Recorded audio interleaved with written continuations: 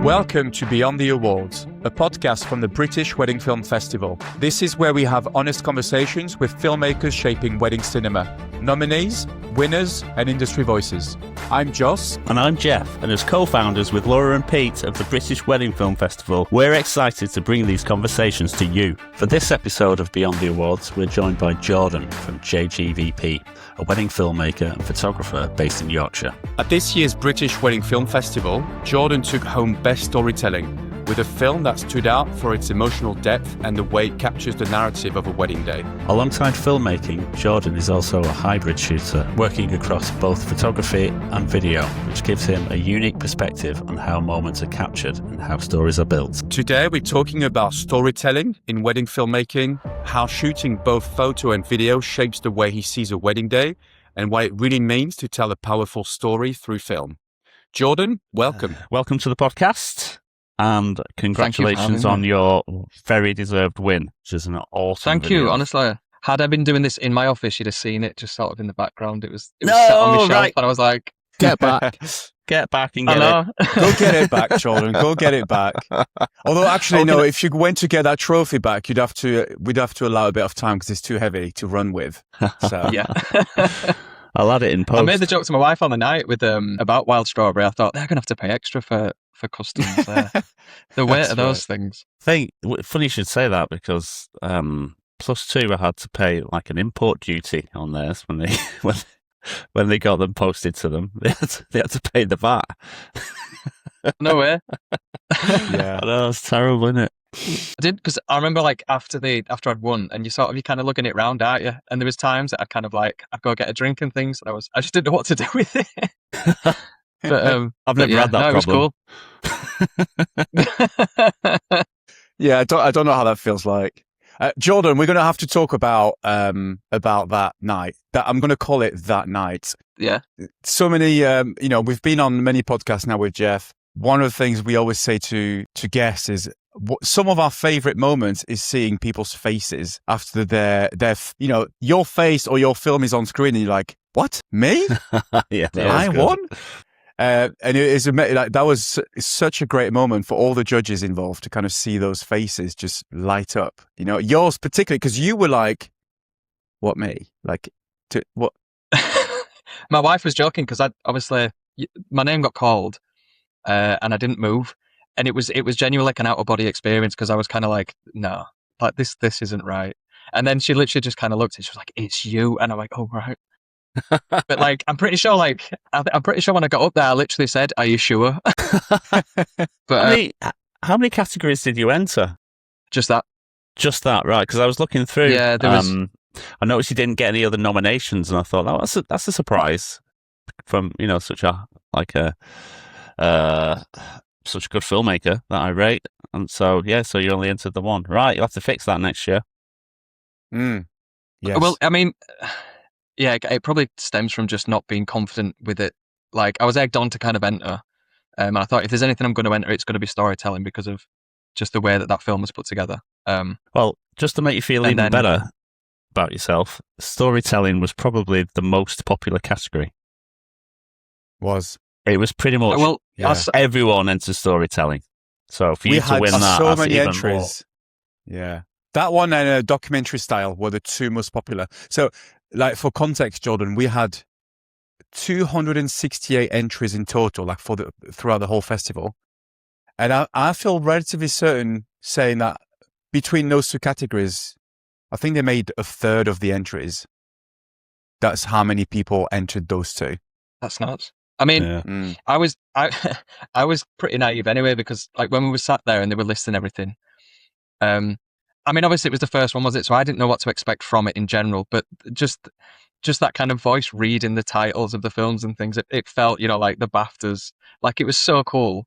But I was proper naive into thinking that like when those 5 nominations came up, I assumed everyone who entered that category was going to get sort of like put up on the screen. So I had no idea it was going to get like put down to the 5. So even to be in that 5, like it didn't register how even like cool that was.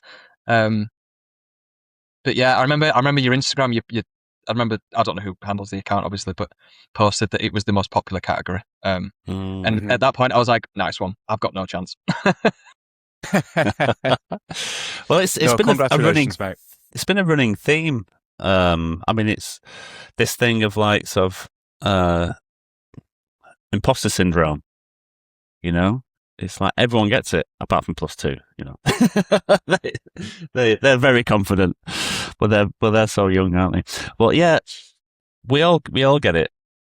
I think that's one of the really nice thing about the awards is, you know, if you've got the guts to enter and you get your name read out, then that's a brilliant thing, isn't it? You know, it won't completely kind of destroy the imposter syndrome, and it won't give you everlasting confidence, but it's got to be pretty good. Yeah, I mean, knowing that the people like the judges and yourselves, and knowing who's seen the films and sort of rated it in itself, that is everything. Because I mean, everybody will go through the stage of second guessing themselves and whether they're like, I don't know whether what they're doing is of any kind of like worth, I guess. And I think you do need people to just kind of look at your work and go, no, that's good. Because I mean, I don't know, like Scorsese, Tarantino, like Christopher Nolan, they almost like at some point look at it and go, oh, this is a bag of shit, this. And then have somebody just kind of come along and be like, it's not, like, but yeah, no, yeah. On that subject, I had a conversation with a filmmaker at a wedding. It was a filmmaker's wedding, and there were a lot of filmmakers there as guests. And it was my second shooter. He's like, he's got no shame. He'll just go up to anyone and start chatting. So he was talking to this geezer. So I like sort of, kind of like went and said hello. And it turns out it was a guy called Dennis Kastner, and he's a production designer for all the biggest films you've heard of. And we're chatting, and I was doing a same day edit for that. Well, an overnight edit for that wedding, and I was saying how nervous I was, because of the audience and the pressure. And he said, "Well, yeah, I get nervous like that because of the pressure because we've just finished shooting Blade Runner." I was like, no big deal. All right, levels. But he was pretty much trying to reassure me that even at his level, they feel the same. They feel this kind of pressure and this kind of imposter syndrome. It must be like mega imposter syndrome when there's a film that big with that much expectation on it. But yeah, it's crazy. You'd hope it'd be something that just spurs you on, but it must drive people to kind of be as good as they are. I think having that. Yeah. I mean, obviously, everybody says if you feel nervous, it's because you care. But yeah. But did your couples kind of comment on that? Because I know you posted the next day or 48 hours later. Did the couples see that? Yeah. The feedback I got. I mean, to be fair, I can't remember who I spoke to on the night. The first person I told, I think, was my mum.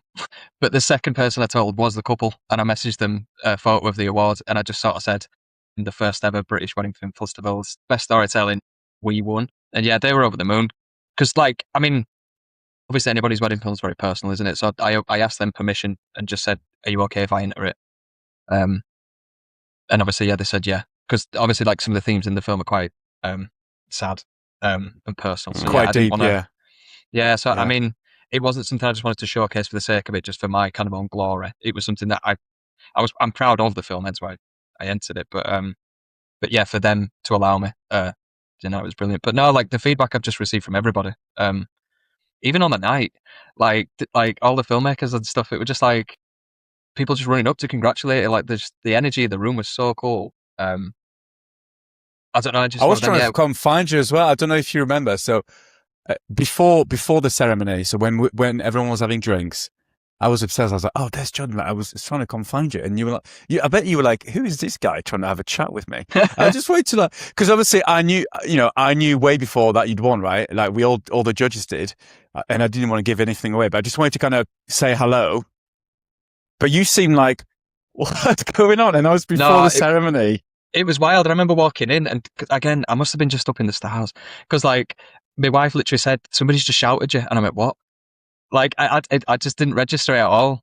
But you were so lovely on the night, Josh. Literally, a couple of times you just grabbed me and you were just super well done. And it means a lot, genuinely, because I don't know, like, I think even because I went with no expectations, it was purely just of like a little reward for myself, I guess, like the hard work, just to kind of go and celebrate the work that I've put in.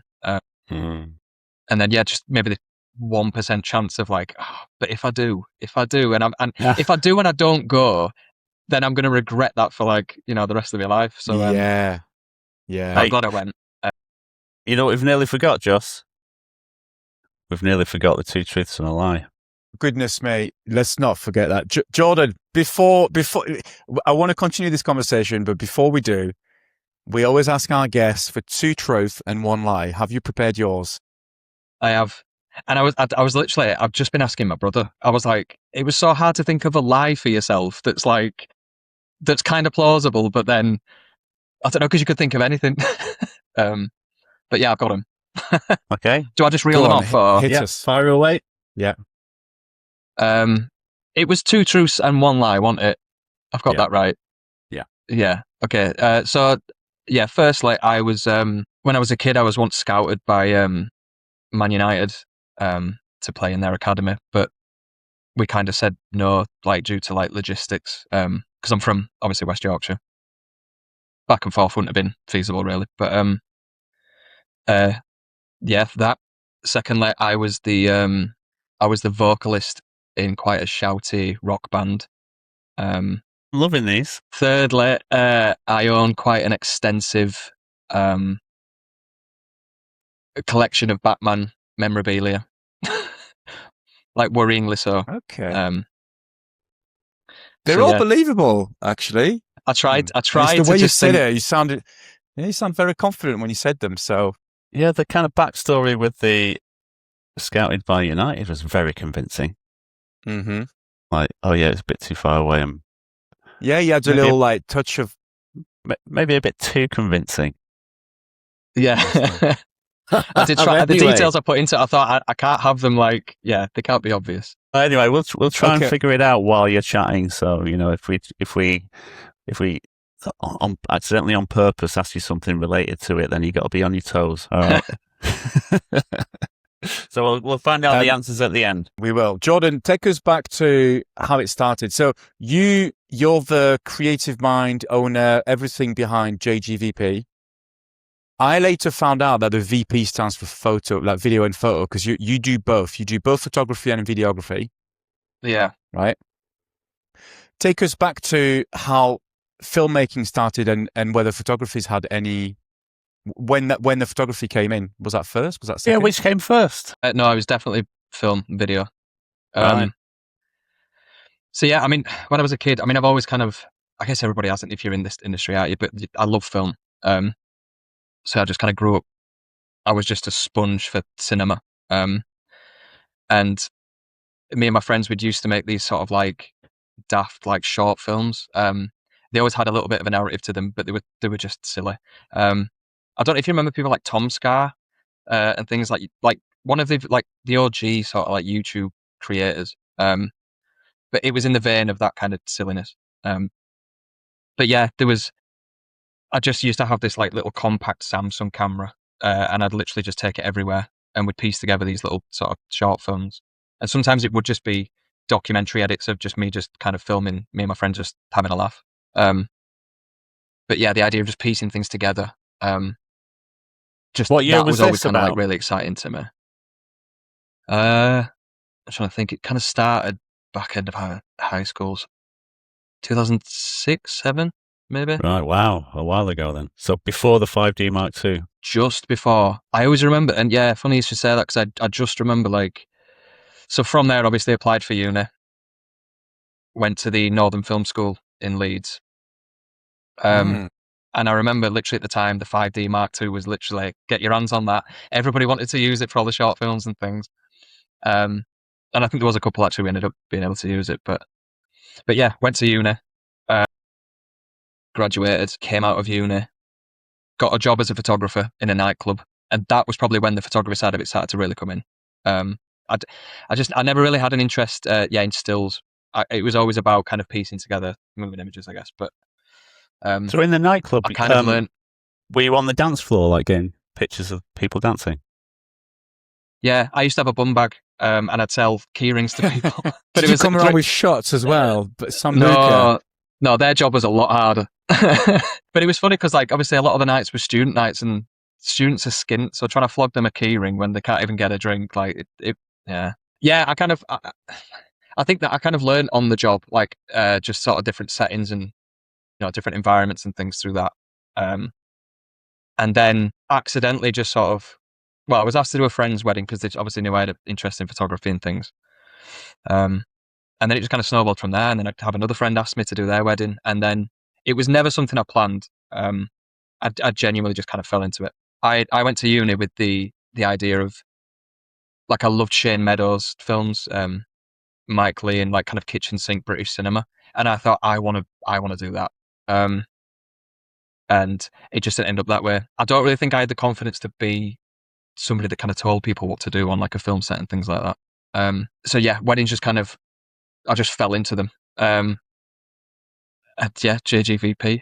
I mean, honestly, in hindsight, I probably would have picked something else, but I've been doing it for 10 years now, and it just seems silly to rebrand. So yeah, JGVP just kind of, it just seemed like, a natural sort of name for the thing. So the first weddings you shot were photo weddings? The first, I want to say maybe 2 weddings. It was a friend, it was a wedding up in Dundee. I couldn't tell you the name of the venue or anything. I know it was some kind of castle, and it looked really cool. And I wish I could do it now. But yeah, I think maybe I think I did 2 photo, and then the third one was for film, yeah. And one of the questions that Jeff and I love is, like, how long have you been doing this style that you have now? Because it's quite moody, it's slow pace, it's very, like, it draws you into a story. Like, how long have you had this style? I'd probably say, I remember, so like when the lockdowns were happening, I feel like there was kind of one half of my career and then another half. And when the lockdowns were happening, I was working part-time, I was furloughed. Obviously, all the weddings just kind of got backlogged into 2021. But it really gave me time to sort of reflect on the business. And I think even at that time, it was never part of the plan. I always thought something else might happen, and I might kind of get going with short films or just feature films and just some other avenue within film. And then I just had this realization of, like, weddings are, you have to understand weddings to, I think one of the main jobs within weddings is to understand them when you're filming them. And I think the experience of having shot so many for 5 years, to walk away from that would have been stupid, because I have that experience of, it's just that kind of, that internal blueprint of, like, when speeches are happening, where to be for the confetti, just, when things are going to happen. I think that's half the job already. So yeah, I kind of, like, had an overhaul of how I wanted my work to look, kind of worked on a new preset for my photos and things. And it was then that I actually started incorporating audio into my films. It was purely music before.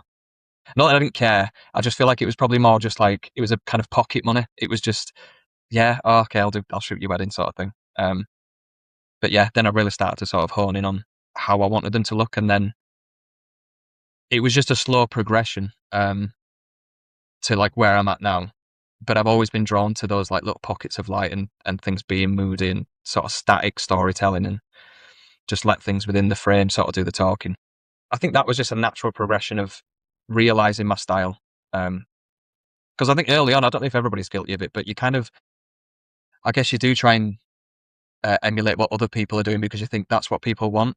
But like I said, those lockdowns, I thought, if I'm going to do weddings, I'm going to do them the way I want to do them. And I love moody shit.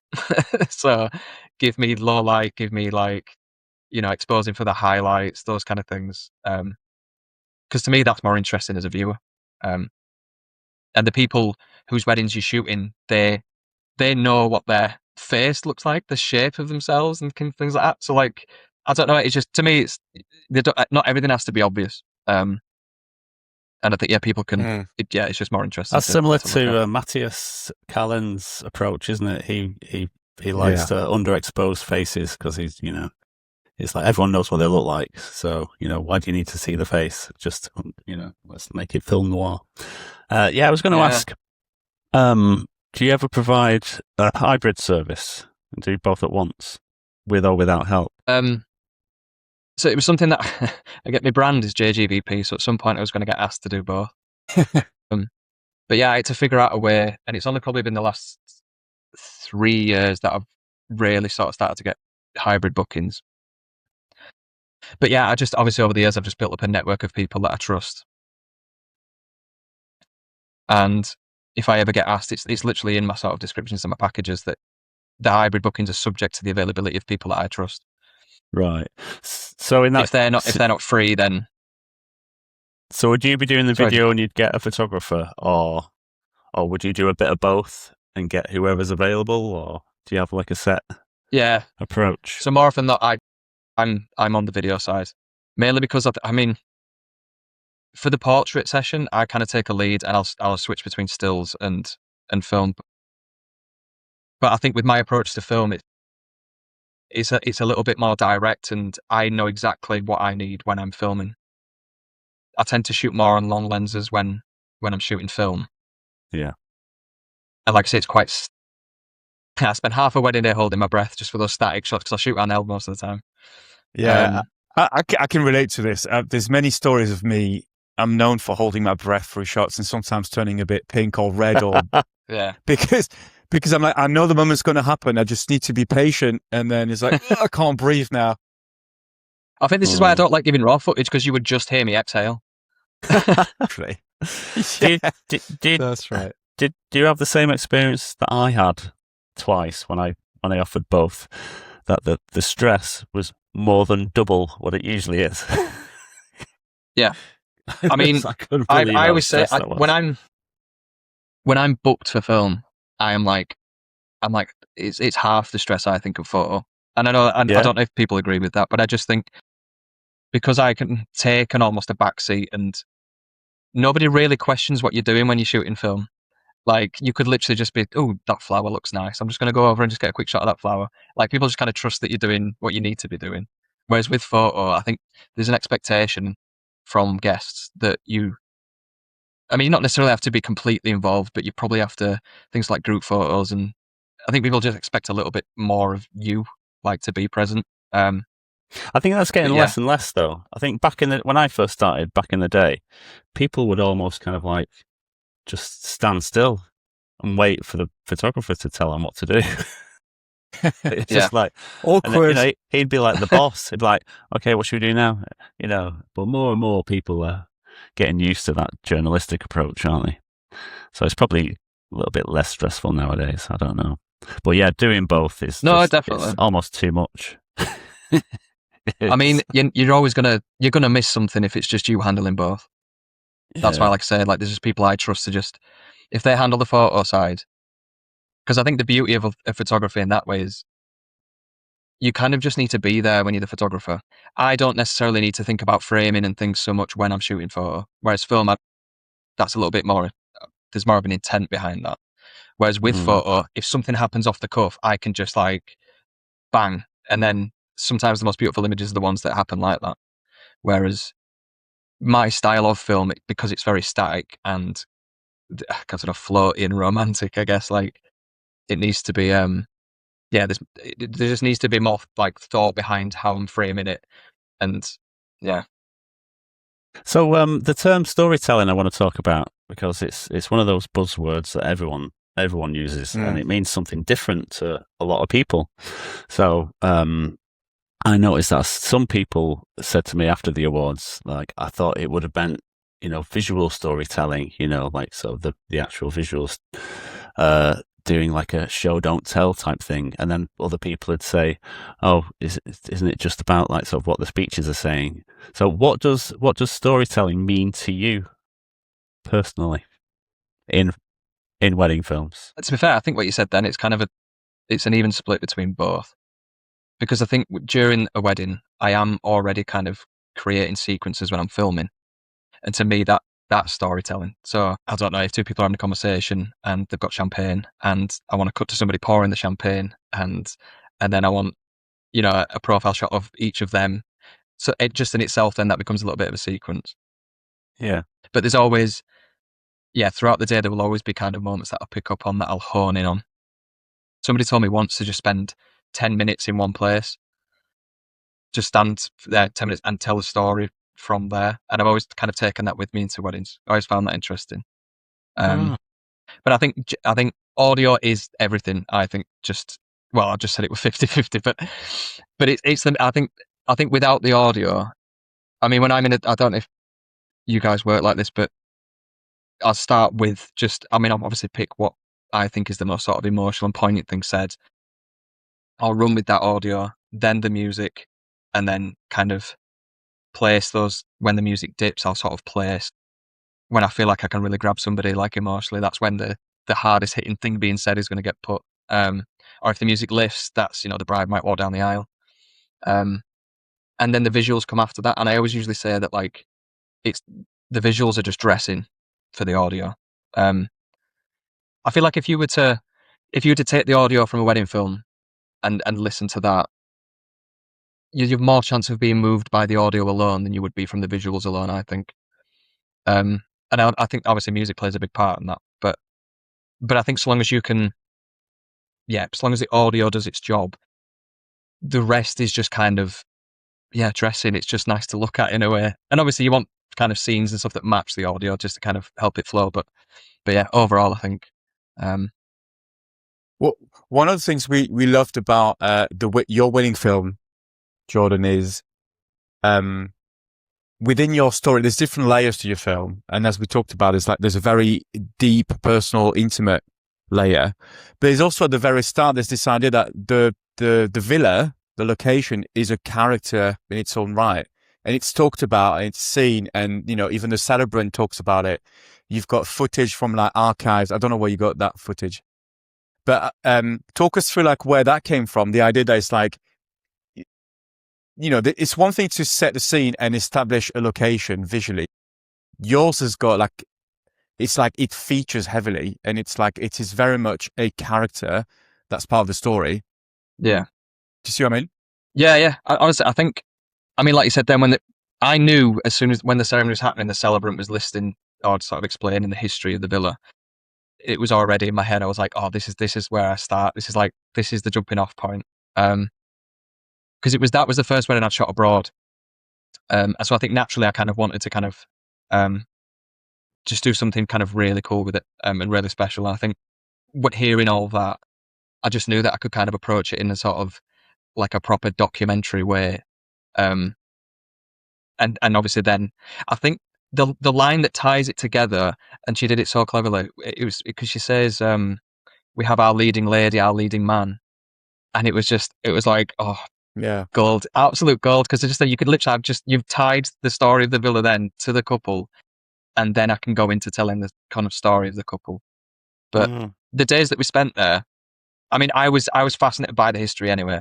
And I think definitely over the last few years, I've kind of thrown myself into the idea of couples are booking me to tell their story, not necessarily what they might expect, but what I might find most interesting about their wedding, because it's kind of, that's why they've booked me. So I kind of tell myself that. And the whole history behind the villa fascinated me. Like I think it was the Saturday, the day before the wedding. Was it 2024? Yeah, it was the World Cup. So I think it was England v Switzerland. And we watched it on the big screen in the cinema room in the villa. And it was just so cool because all these like leather seats and these little green lamps that you just can kind of imagine, like obviously when she's explaining about how like big dogs from the Italian industry back in like the 60s used to kind of have naughty parties and things. It was a bit of a surreal setting. But yeah, coming away from that, I loved the history of it. So I knew it was always going to play like a prominent part. I guess you've answered this question, but I think it's worth reading out just so we can reiterate, because I found that really interesting. It says, when you're capturing a wedding day, are you already thinking about the narrative? So you obviously are.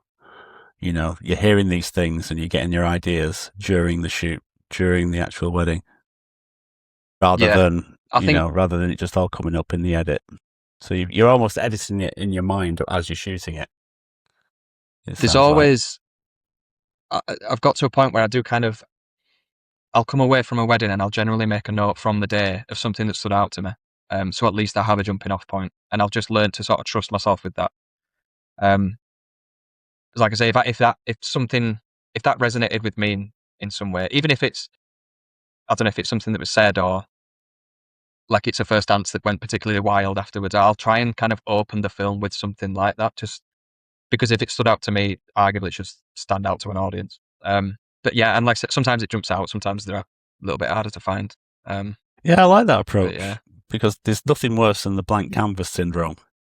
So if you've if you've got a hook that's affected you personally, then yeah, that's the perfect way to go, isn't it? But even in terms of a workflow, you're trusting your creative voice as well, Jordan, because as we said, couples are booking you for a reason. So overthinking an edit or overthinking the narrative you want to set isn't actually doing you any favor, because you go in with your guts. That's what couples are booking you. Yeah.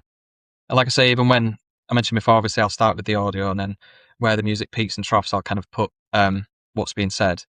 But then even like I said, those sequences, my favorite sequences, I'll kind of throw things at the timeline and have it sit there while I work on other bits of the timeline.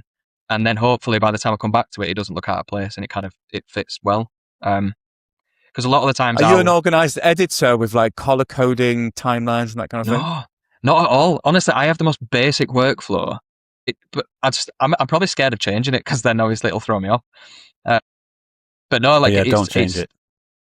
No, this is it. Everything kind of, I don't know. It's very, it's just very basic, like my timeline. Because I remember there was a lad I used to shoot with quite a bit called Jack, and he was like, "Oh, do you not color code it all?" And I was like, "You can color code it." Like, I didn't even know. But I think because I've done it for that long, I don't really see the point in changing it. So I'd like to talk about video awards in general now, and find out your thoughts on what they do to the industry as a whole. I love them. I think purely sometimes just for just as a bit of a sort of Christmas party in a way, even if you don't win out. I like the idea that people can get together because it's not one of those, it's not a 9 to 5 where you see people every day. I think, Josh, what you said in your opening speech, like, I was like, oh my God, this is like, everything you're saying is resonating with me. It's like you literally, it can be isolating. You spend time with other people's families and not your own. But yeah, I think I understand, obviously, the idea of winning something can be like brilliant for your marketing. But for me on a personal level, like, especially the best storytelling, it was kind of like, it was validation. And just kind of showing that I belong in this industry. And it just, that confidence boost that it gave me. Because I'd probably say, like I said, in those lockdowns and stuff, and I kind of reevaluated my whole business, I never really felt like part of the industry before that. I just kind of flirted with shooting weddings. And I just kind of, it felt just like, oh, that was just a job then. Whereas now it's grown into so much more. And I guess obviously a lot of the people that were there and the names that I'd kind of seen within the industry, to kind of have your name amongst those, it's like, I don't know, I can't argue with myself anymore. Like, I must be okay at this. That's great. Do you enter many awards, Jordan, or was that the first one? No, there was a North of England one that I've entered a couple of times. TWIA's one that I've considered, but no, I've not really like kind of pushed myself into that yet. I'm glad I entered this one. Yes, I'm glad you did. Wait, I don't really have an opinion on like the awards themselves, like the way it was organized or the categories and things like that. Like, I just kind of like the idea that there was something anyway to kind of celebrate, especially just to celebrate film, because there is so much that goes into it.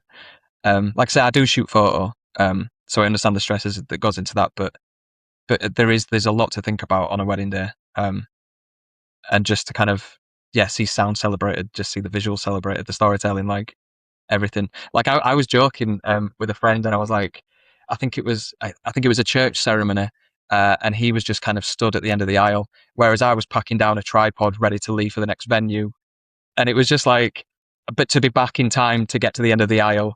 And it was just like these little kind of things that you have to think about when you're shooting film. It's just like if you're shooting a portrait session, you know that you have to get back and have at least 10 minutes to set up your audio for the speeches, things like that. There's just a lot that kind of goes into it, and I think like you said, it's becoming more and more appreciated, but it is important to showcase it. And Jesus, when I remember when the film started getting shown, first couple of awards, I was like, oh man, like I'm gonna get up and leave. I don't belong here. On the festival, Jordan, what did you? I'm asking every guest this question because it's really interesting. What inspiration did you take from it? And there's a bit of a follow-up question after that, which I'll ask you. But did you take any inspiration? And if so, what is that inspiration? I mean, I know they won a lot, but the Wild Strawberry just, I don't know, the way they approach films and just how, just the edits just look like they've been thrown together, like in a good way. But it works. And like, I think I've come away from it thinking it forces me to be maybe a little bit more brave. Because you always kind of like tread that line, I guess, with there's a reason couples have booked you because of something they've seen. So then if you change that completely and then deliver something like, why have I got this when I wanted that? So I guess, I don't know, you almost have to have like a slow transition into doing something like that. Unless obviously full trust, just do what you want. And hopefully that's what couples do expect from people, like just to completely trust you. Even like the beginning of last season, I kind of changed the title card on my films, and I was like, I'll have a consistent one. And I was like, oh, but it wasn't like that last year. Are they gonna question that? And nobody said anything. I don't know. But probably just being braver with edits. And to be fair, the way they use sort of dual edits. I know it's extra work, but you can always do experimental edits. You give the customer what you'd usually do, and then do an extra experimental one for yourself. You try that. Well, weirdly enough, the last thing you want is to double your workload. I know that. Sophie and Michael's film was a re-edit, right? Because of obviously there was the limit of the length of the film to enter, because there was like another 2 or 3 minutes after that, which was again probably more couple service. Like, here is more footage of your wedding, because obviously you want to see more from your wedding. But yeah, the re-edit for Sophie and Michael was obviously I delivered it to them as well, but it was so that I could be a little bit more selfish with what really were, I guess, the shots that I wanted to involve in it. But yeah, it's interesting because the reason I'm asking is because I also took a lot of inspiration from the judging process and from the festival, watching all the winners' films. But then the feeling that keeps coming back to me is, annoyingly, it's like, I love what they're doing, and if I try to edit that way, it's just not going to work. My shooting style does not match this editing style. So I'm over the course of winter, literally since, because everyone that attended the festival saw those films in Feb when we had the festival. We've been judging since early December, so I've had all winter to kind of think, do I want to change the way I shoot? And I kind of want to try, but I'm scared of, not that it won't work or it will work, but exactly what you said, Jordan, which is that what are couples going to think? Because changing the shooting style is definitely a shift. You can perhaps change an edit based on the footage captured, but the way you shoot, theirs is more dynamic and there's movement with the camera. Mine is exactly like you, Jordan. It's like, sometimes if my camera moves too much, I'm like, I'm not using this clip. I don't like it. I do the same. I think it's hard, doing it? Because obviously a lot of what you do on a wedding day, especially like once you kind of get into the swing of the season, a lot of it's muscle memory, and it's, you go in, you know what you need for the film. Whereas if you're changing that, then even then you kind of put an extra pressure on yourself, and then that might compromise the way you've captured the wedding, and it might not work out. And yeah, there's a lot to think about. Yeah, totally. I'm very long in the tooth when in this industry. I've made enough mistakes to have an opinion on all this, and that is, if I could just erase all the experiments that I've done through the years and just stick to what I first started doing, it would have been so much easier. Because scratching these kind of like creative itches, it's satisfying at the time. But when I look back now and I look at some of the simple edits that I just used to do, in 2010, if I just stuck to that for my whole career, then yeah, it would have saved me a whole load of pain. So take from that what you will. I like it, Jeff. That means I don't have to change. I'm going to follow your advice. So there was going forward. There's the only thing that I'm definitely leaning more towards going forward. That kind of an actual sort of grainy look to my films. Obviously, shooting on film at a wedding isn't feasible and probably not safe, like compared to digital. But I think there is this kind of like, at the minute, on my part there is anyway, there's just this genuine like yearning for like the way that films used to feel, and that, like I said, grain dancing on the screen and things, and obviously with like the progression, like content creation and things, and just social media in general, everything is so polished and clean, and AI kind of coming out of the box, and I don't know. It feels like a simpler time, and I kind of want my films to feel like I did when I used to watch films, like, and you're kind of left with that kind of feeling of awe. Surely your skill set as a photographer would lend itself well to what you just mentioned, because you could create your own LUTs from your photography presets. Yeah, like Whitetail mentioned that, didn't she? Which is something I'm jealous of. I did in the beginning. So there is like the basic sort of like, the tones and the sort of color profile. Like, not all of it kind of translated the same onto film, but definitely, there's definitely a similar look there. Because I've done that as well. Like, it was, we were talking to Catherine from Cass Films, who won Breakthrough Filmmaker of the Year, and she's thinking about perhaps changing her shooting profile, and that conversation lands itself to think about colors and looks of your film. I know I went through that process, and I started adding grain maybe 2 years ago, but now I'm like, I'm still never satisfied. I'm like, what else do I need to do to really achieve a film look? It's like, there's always something else to kind of think about. Like, grain is like, cool, done that now. What else do I need to do? Is it less, more saturation, more, less contrast? I don't know, I kind of want to. I think it's a good thing. It's a feeling I'm personally constantly chasing. Just this idea. It's like, I'm never happy with the film. I'm never happy because I moved in one shot, or because the exposure wasn't right, or because the look throughout is like, it needs to be more filmic, whatever that means. It's like, well, to couples, I'm sure the changes I've implemented over the past 18 months are not hardly noticeable, not noticeable. To them, they'll be like, yeah, that's what you did 3 years ago. I'm like, no, are you kidding? Yeah. Stuff like that. Like, they won't, like couples, I don't know, it's stuff we worry about, but like I was shooting with a photographer, and I think they just missed focus on the first kiss, and I was like, I don't think they'll.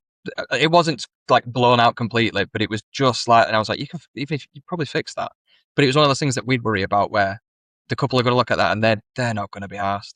Like, I've had it before, obviously, with like, weddings are so off the cuff that you just, as long as you're there, not every shot can be perfect, as much as you want it to be. When you're listening to a band sound checking for hours and hours and hours, and then when they've finished, it sounds exactly the same as when they started. Yeah, that's right. That's kind of what we do, isn't it? Literally. Yeah. But it is like, if you have a reveal with a dad and daughter, and I mean, they don't always wait outside, and they'll just storm in, and you're like, oh, right, it's happening. But and your camera, the focus might breathe a little. And you put that in the edit, and you hear the audio, and you put a bit of music behind it, the couple will not care. Do you know what I mean? That's not quite perfect. I mean, if it's completely going back and forth, then maybe, like, but just as long as, if it isn't perfect, I don't think they mind. I think the moment speaks for itself. I've got a question for you, actually, Jordan, on I guess it's kind of storytelling and perhaps looks related. Because when you think of wedding, and by the way, this is not a loaded question at all. I'm genuinely interested. When you think of weddings, it's like, it's happy, it's airy, there's joy. That your films are more, both in terms of like the story, the layers you use, very deep, very personal, and the looks that you use is very moody. How do you kind of balance the visual, the aesthetics and the looks and the sort of like feel you want to give to your films with the idea that it's like, it remains a wedding film. Because I know I struggle with that. I always go for like the very deep, like the sound bites that cut deep. That would be always my default for all my wedding films. I want them to kind of just grab you, like pull your heartstrings. But I'm always fighting this internal battle, and sometimes with my wife, because she's like, it's a wedding film. You know, to kind of say like, well, I kind of need to keep this level of like, it still needs to be happy. Yeah. No, I think it probably goes back to what I said before about so long as it resonates with me, hopefully it resonates with them. And I don't like to, like, I wouldn't want to end the film on like a sad note. Like, it always has to feel a little bit like hopeful, I guess. But no, I think, like I say, my timeline starts usually with music and what's being said. And then, like, I think that's it. Everything's kind of dressing. I think I mean, it's fair that I'd probably say the first minute of my films is like, it's just all my favourite shots and then like my favourite sequence. And hopefully that grabs the attention of an audience. But it's hard because I think, I want to say that like the narrative is the most important thing, but then with social media and how we gain extra work, that first 30 seconds or a minute of like a film on is so crucial. So yeah, like, and people might not be listening, they might just be scrolling and they might just obviously see the visuals first. So you've got to find, I guess the first minute, like there's got to be a balance, but the rest of it, once you're in the film, like the audio is just going to carry you anywhere. I hope that I struggle with Instagram, but it does. And it's funny you say that because, so we've kind of said it with Jeff, like, you know, all of us, in fact, on this podcast now, all three of us are solo shooters, solo editors, mostly. And I use my wife quite a lot to review my films before I ship them to kind of make sure it's right. She's a neutral, all of that stuff. But it's funny how sometimes she's like, have you not done a reel for that couple? I said, yeah. So she watches the reel, which is a minute or a minute 30, you know, like a preview film. And she's like, that one's a bit slower, isn't it? I'm like, well, yeah, because it's like, I've got a minute 30 to play with versus 5 minutes in a highlight film. Yeah. But her brain has been trained to look at films that have to be short. And so everything just has to be snappy and happen like super quickly. Yeah. And when a film is a bit more slow paced and it kind of builds towards something, she's less patient. You know what I mean? I think, yeah, I guess it's hard to balance. And I think my approach is definitely similar to yours, Josh. It's, I want to slowly take you into the film and literally like, I have you there, like, but obviously a lot of the edits that you see, they're very quick, fast paced, like even half a second, a lot of them, and it's just boom, boom, boom. I mean, even when you see, I don't even like the camera moving a lot, if I'm honest. I don't mean so much like if it is handheld and it's like intentionally shaky, but like if you see a drone shot moving and then there's a gimbal panny shot of the room and stuff, and I feel it's dizzying. Like I just want things within the frame to do the talking, and I think that pulls you in more. But yeah, it's a hard kind of balance to find. But and I try and do like just trust myself with it. And if I feel like it, it's the you have to. Yeah, like it's the right thing to do. Like even like obviously with Sophie and Michael's film, with Michael's dad passing, even that kind of throwing something like that in a film, it's quite you're kind of balancing. Like, do I want to put it in the film so that they're reminded, or is it going to play a part in the film and it actually means something? But I came away from it, and obviously when the speeches were happening, and you could feel the emotion. I knew that like there's no way I can't not include it in the film. And like even coming to the edit, like when obviously he couldn't finish his speech when he was talking about it, and Sophie finished it, and it was the line where the line that she says from obviously his speech, it says, "In which marrying Sophie today I have," including that was like that emotional beat into sort of, she was walking down the aisle, and I don't know, that kind of, that sits with you. Yeah. And I was like, if I'm watching this, because if it stirs something in me and I'm sat editing it, like I'm creating the thing, and I start to kind of feel a little bit emotional, like chances are they're going to. But even piecing it together was kind of like, I don't know, do I make it obvious that Michael hands his speech to Sophie? But then I didn't need to, because the line of like, in which marrying Sophie today, I was like, I don't need to. That works perfectly. But like half the job when you're there on a wedding day is to read the relationship between people.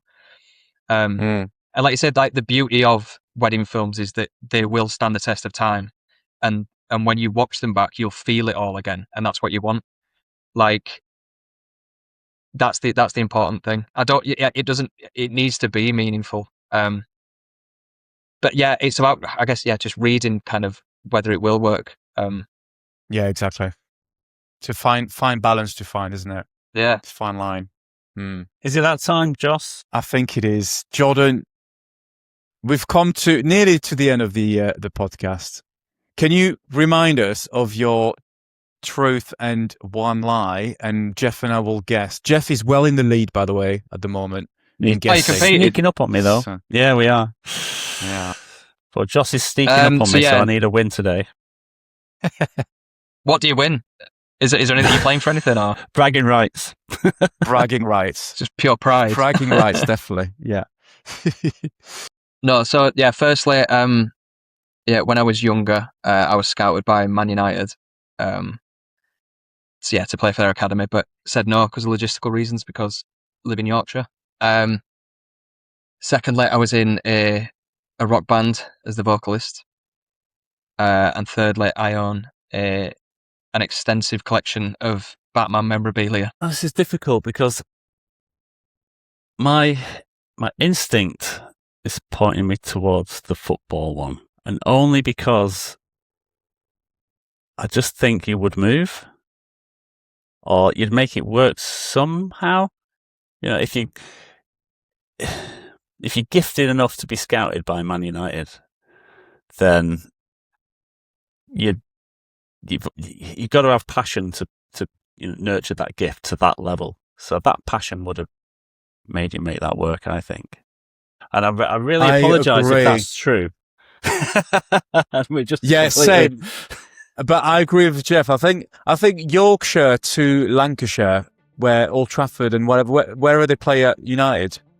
Sure, it's not that far it's not that far. A game changer. Yeah, it's a game changer, life changer. So I will also go with Jeff on that one. I think that's the lie. Okay. Fire away. What's I thought I had you. I wasn't scouted by Man United. I wish I was. I wasn't that good. But yeah, it's like a 45-minute drive up motorway. Were you scouted by Sheffield Wednesday instead? Is that what it was? I wasn't scouted by anybody. I was shit. Well, thanks very much for coming on the podcast. Oh, thank you for having me. Honestly, it's been really interesting. Again, for the awards themselves and just everything since. I definitely feel like I've kind of learned how you've won a storytelling award. You know, your insight into your thought process and the way that it's come about is very insightful. And so hopefully the listeners will get something out of it. I agree. I did. Thank you, Jordan, for joining the podcast, mate. I was worried. See you next year at the festival. I will. We'll see you next year. But yeah, thank you for having me. Thanks, mate.